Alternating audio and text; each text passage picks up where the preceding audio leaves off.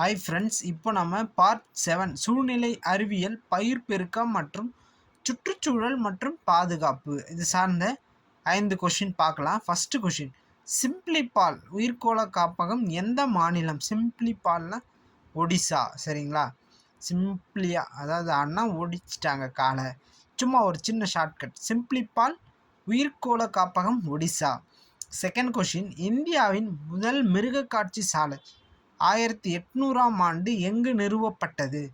பராக்பூர். இந்தியாவின் முதல் மிருகக்காட்சி சாலை 1800ஆம் ஆண்டு 1800 முதல் மிருகக்காட்சி சாலை. சரிங்களா? 1800ஆம் ஆண்டு பராக்பூர். சரிங்களா?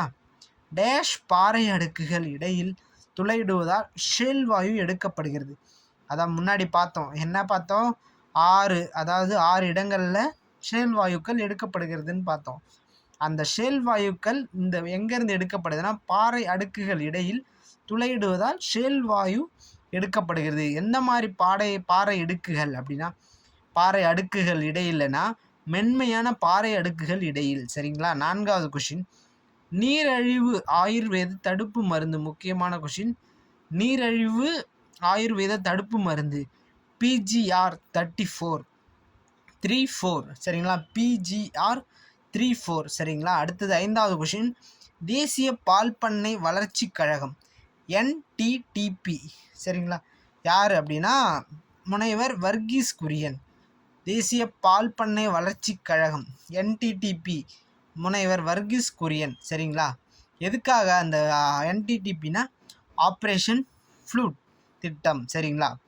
ஆப்ரேஷன் ஃப்ளூட் திட்டம், FLOOD ஃப்ளூட் திட்டம், ஆப்ரேஷன் ஃப்ளூட் திட்டம். முனைவர் வர்கீஸ் குரியன், தேசிய பால் பண்ணை வளர்ச்சி கழகம். முக்கியமான கொஷின் எல்லாமே கண்டிப்பாக நீங்கள் திரும்ப கேட்டு நல்ல ஒரு ஞாபகப்படுத்தி வச்சிங்க. சிம்ப்ளிபால் ஒடிசா. இந்தியாவில் முதல் மிருக காய்ச்சல் பராக்பூர். ஷேல் வாயுனா எந்த மாதிரி பாறை அடுக்குகள் இடையிலனா மென்மையான பாறை அடுக்குகள். நீரழிவு ஆயுர்வேத தடுப்பு மருந்து எதுனா PGR 34. அடுத்தது லாஸ்ட் கொஷின், தேசிய பால் பண்ணை வளர்ச்சி கழகம் அப்படின்னு கேட்டாங்கன்னா முனைவர் வர்கீஸ் குரியன். Thank you friends. நம்ம சேனல் RRM கிரியேஷன். இது போல் இன்னும் வீடியோக்களை பார்க்கலாம். தேங்க்யூ.